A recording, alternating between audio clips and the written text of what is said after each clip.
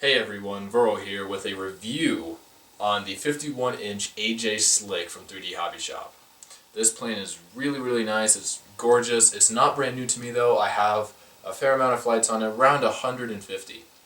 So I'm going to be talking completely thoroughly about the plane as much as I possibly can. If you just want to jump to the flight video, it's right there, up there, check it out. If not, stay here and we're going to thoroughly go through this plane as much as possible, going from power settings to flight characteristics to fixes I had to make, so on and so forth. So check it out. So first we're going to work from the nose and go back with power setups and servos. So starting with the front, I'm using the recommended is a Hacker A30 12XL for the motor. However, I did not use that. I'm using a Hacker A30 10XL version 2, and honestly this motor had more than enough power. It was a little bit lighter and a little bit cheaper. So I don't see a reason why you need the 12XL like it's recommended, as the 10XL had plenty of power, plenty of vertical power, more than anything I could ever want. Now, I did burn up this motor around the last flight, and I replaced it with a Scorpion 3020. I have yet to fly on the Scorpion 3020. However, the specs, it has a really close to the same kV, same amperage, same voltage, so it should perform about the same, and it is a little bit lighter than the 10XL, so it should do really nice. The propeller I'm spinning is recommended as a APC 14.7. However, right now I'm running a Xoar 14.7. The reason I changed from an APC to a Xoar was because APC is a plastic and it's a little more flexible than the Xoar, and I prefer the stiffer props. The APC 14.7 worked really well until I switched to the Xoars, and it's just been awesome ever since. Also, a problem I ran into with the APC is when I went full throttle, I'm using a 65C battery, so when I went full throttle it started to bend a little bit, and it made some pretty bad noise on full throttle, so I didn't really like that a lot, and I haven't heard it on the Xoar. So the Xoar 14.7 I would recommend above the APC, but again, they're both equally nice and they work perfectly well.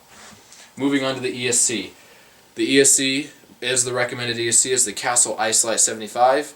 Works really nice, really reliable. I've had it in 3 airframes now, and I've never had an issue with it. I just put it back into this airframe, replacing my E-Flite 60 amp Pro, which is also a perfect substitute. Works really well.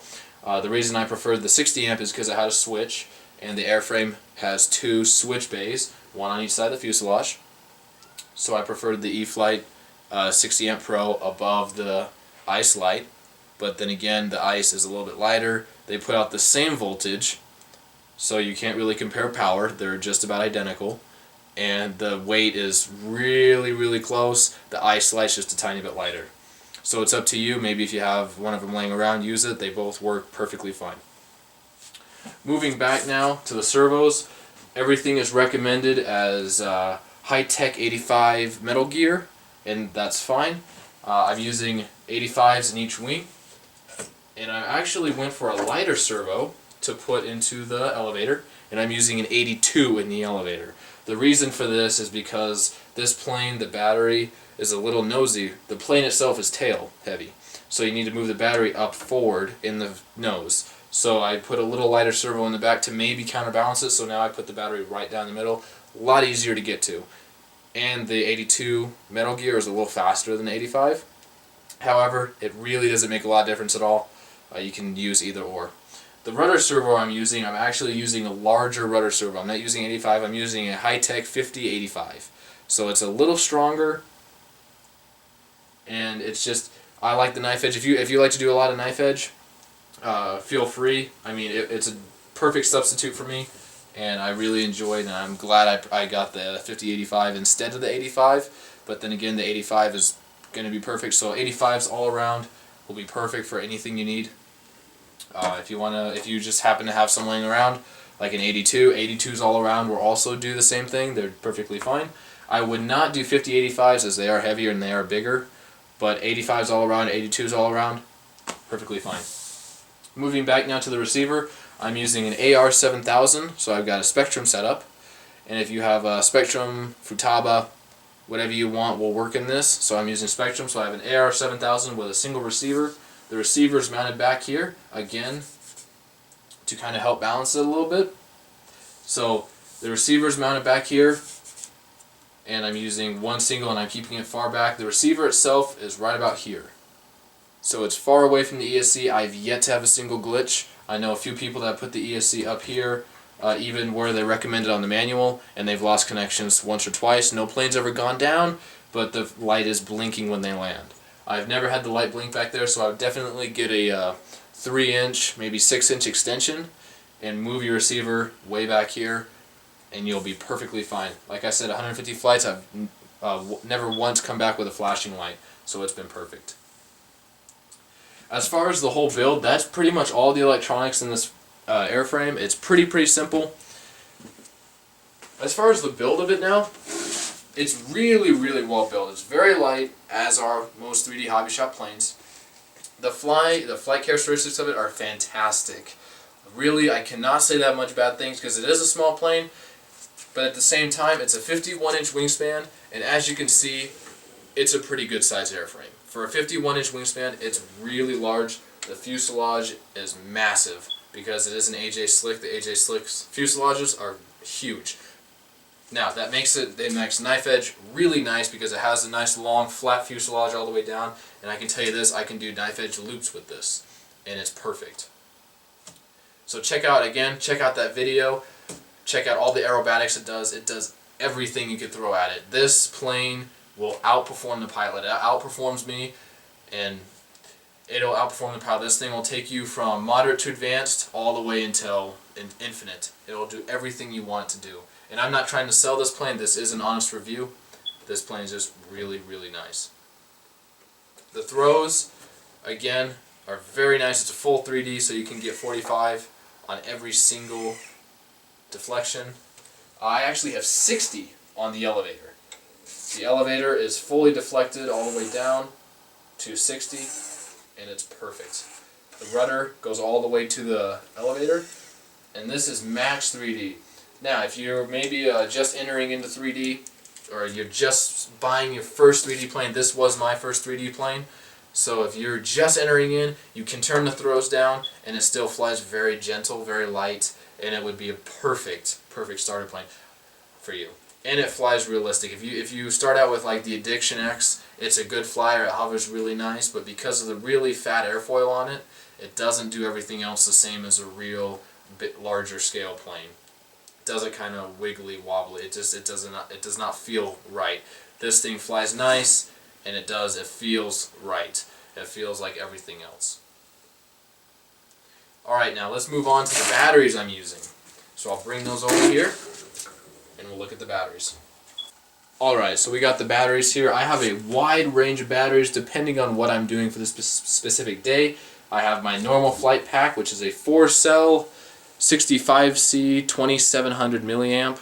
And this battery I set to about 4.5 minutes, and it has plenty of power. This is the one that bends the propeller when I go full throttle vertical.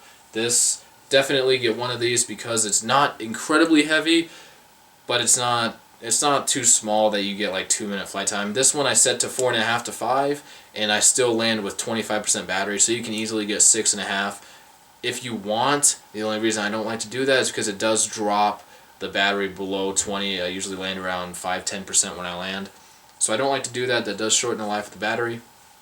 But if you're buying a lower grade like Eternity, that's perfectly fine. Moving on now. Next one is a Gens Ace 2200. This one is a little lighter, and it does very nice. I believe it's a 40C discharge. Yes, it is. And it works nice. It's a lot lighter than 2700, so you can do more aerobatics, slower aerobatics. It flies, obviously it's just a lot lighter. So moving on, this is a super lightweight setup. This is an 1800 milliamp 20C discharge. So this thing is tiny. And this one I do set a 3-minute timer on, but it makes this thing fly like a feather. I've flown this thing indoors just because it flies so incredibly light with this little battery. It flies like a 50cc plane. Last but not least, I have two cell 2100 25C Pro lights from Thunder Power, and I tie these together in series, and they're lighter than that 1800 I just showed you. So more milliamps, less weight. It's a win-win. So again, this is also what I fly indoors, and it actually has more power than this. So by a lot. It's a 5C rating difference, but it actually has a probably twice the power as that. It acts more like a 40C battery. So Thunder Power batteries, they are more expensive, but I definitely recommend them, especially if you're buying a quality airframe. Get quality electronics. You don't want to spend that kind of money and then just skimp on servos, skimp on motors, skimp on receivers and batteries and have something happen and there goes $300, $400, and that's a fairly small airframe. So definitely do that. The batteries, there you go. The 2700, 4.5 to 5 minutes depending on throttle. Down to the 18, 3 minutes depending on throttle. And they both work really nice. Alright, so now we have the cowling off. I'm going to talk about some very important things and some just little tricks.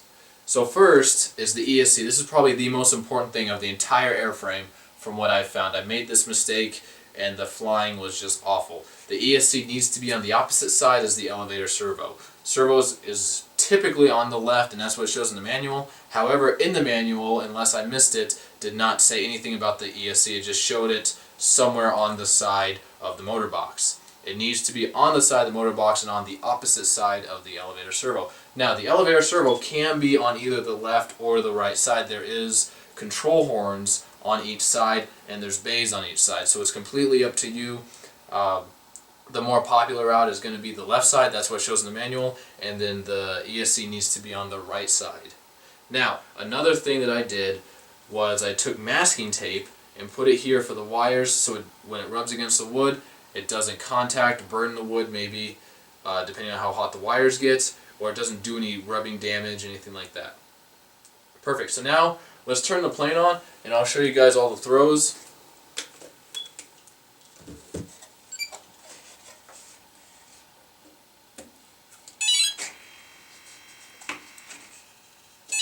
There we go. Perfect. So, like I said before, I have full 3D throws. The ailerons are set to 50 degrees, and it makes this thing roll really fast, more than you're going to need. The elevator, like I told you before, is set to 60. That is all the way to the gap, so you can't really get any more, and that's plenty. The rudder, like I said before, is set all the way to the elevator, and together this makes for very violent, very erratic maneuvers if you need to be. Expo, if this may be your first 3D plane, turn the throws down, maybe 30 on the ailerons, 35 on the elevator, and the rudder is up to you completely. And that's still going to make the plane roll. So be wary of the plane, be careful, and pick very well. This is a perfect plane to start with if you're introing into 3D. So I welcome you guys to get a hold of this plane. It's really nice for a starter. So now let's just go through the plane piece by piece. I'm going to grab the camera and show you guys the straps, the building, and what you should do. Alright everyone, so we have the cowling off now, and we're going to talk a little bit about this. Again, it's on the right side of the fuselage to counteract the servo on the left side, and this is the Castle Lite 75.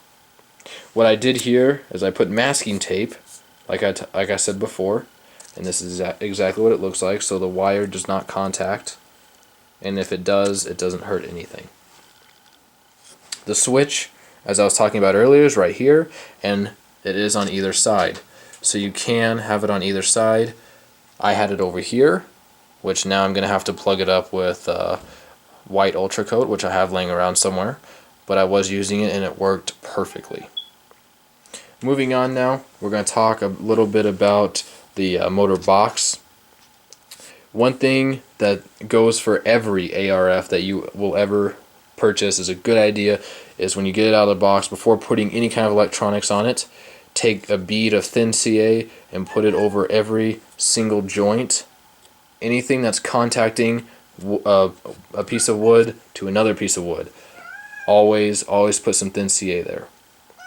Anything of importance like a motor box, a gear around the wing bolt area, all of that, put some thin CA. Do not use medium or thick, because what the thin is getting inside and sinking into the wood, the medium and thick do not.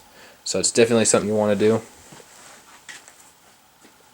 Now talking about the battery. The battery goes right here, and usually there's a cowling right here covering everything. So this is all you see. But the battery CG is going to be right in between these two straps. And I like to use two straps, not one. You know, anything can happen with one. If one comes off and you do a blender, knife edge spin, some kind of difficult maneuver, and that strap is not on, your battery falls off, floats all the way back here. You have a completely tail heavy plane, and it's going to be a real pain to get in one piece. So two is always better than one. Safety first, definitely. We have Velcro running all the way back, and I have seen people put their receiver here, right underneath the wing tube, and that's fine.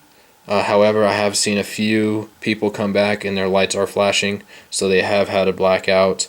Nothing fatal though.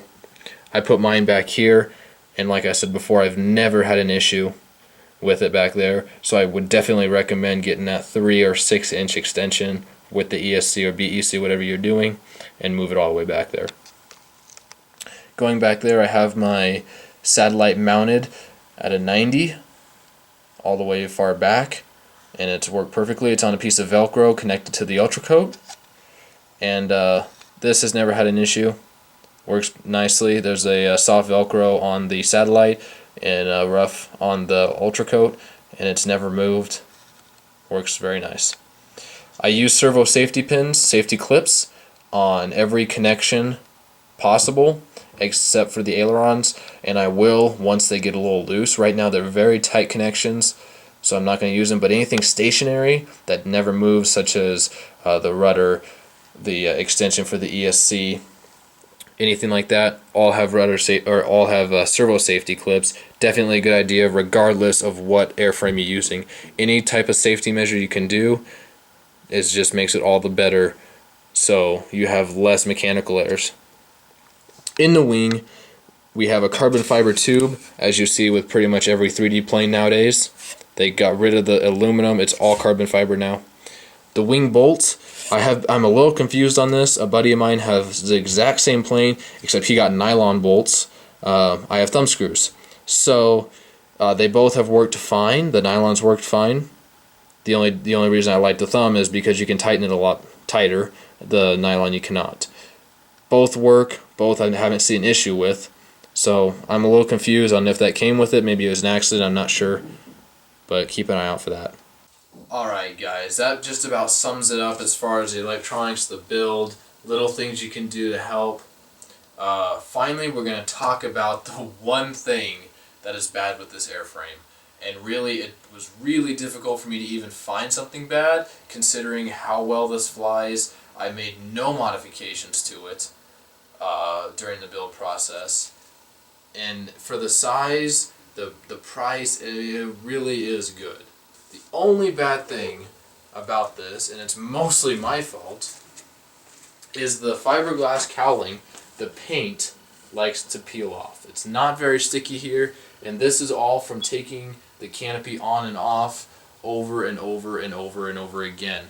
So again, that's mostly my fault, just being kind of careless, so I'd watch out for that. And then the wheel pants. The wheel pants is just a favorite for everyone. They look really nice, but the minute you do a grass landing or anything like that, grass gets inside, stops the wheel, and on every airframe I own, unless it's like a warbird or something, I've taken the wheel pants off. I just don't like to deal with them. That's completely up to you. The wheel pants work really well, and they look nice, but just like every pair of wheel pants, they get gunked up, and they sometimes catch on landings.